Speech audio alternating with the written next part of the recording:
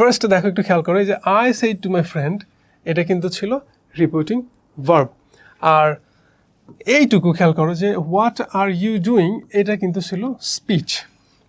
তো আমরা যেটা করেছি, রিপোর্টিং ভার্বের যে সাবজেক্ট, এটা দিয়েই কিন্তু শুরু করেছি। দেখো আমাদের প্রথম নিয়মটা কী ছিল, যে রিপোর্টিং ভার্বের সাবজেক্ট দিয়ে শুরু করতে হবে, সেটাই কিন্তু করেছি।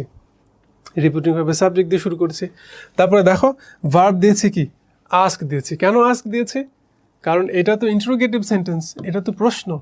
ইন্টারোগেটিভ সেন্টেন্স হলে ভাবতে হবে আস্কড। নিয়মের কথা খেয়াল করো।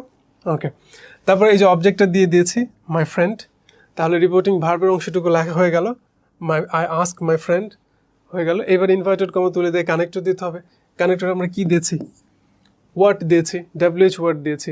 ইন্টারোগেটিভ সেন্টেন্সের ক্ষেত্রে ডাব্লিউএইচ ওয়ার্ড হয় অথবা ইফ হয়। তো আমাদের প্রশ্নের মধ্যেই যেহেতু ডাব্লিউএইচ ওয়ার্ড আছে, তাহলে তো ডাব্লিউএইচ ওয়ার্ডই হবে।